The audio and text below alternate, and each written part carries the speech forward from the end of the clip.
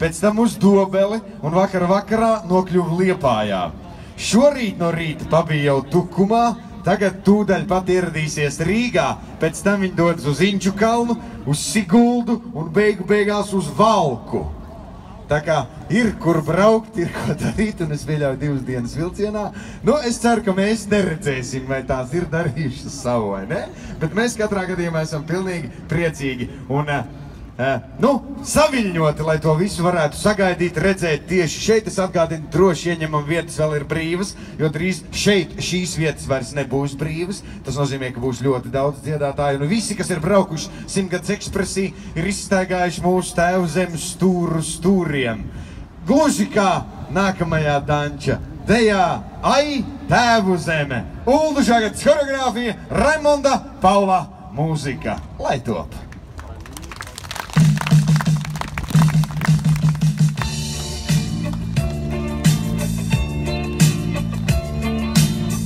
Ai, tēvu zemes stūru stūriem, cik tūs un pazīstams ir viss. Gan kaut kas raga vēji sūriem, gan ležu males debesis. Visapkārt zemes ir, kā zīlis iet un tik neparasti viegli iet, pat nedomājot cik. Jau dzīvē nostaigāt, jo vēl aizvien, ik rītos, kur zeme, kā cila viņa pretī skrien. Kā mātes sejā saraugos, kā māte manī raugās viss. Gan stāties gaiziņš lūdzu laukos, gan bērzu biezīs inesis. Visapkārt zemes ir, kā zīles iet un tik neparasti viegli iet, pat nedomājot cik.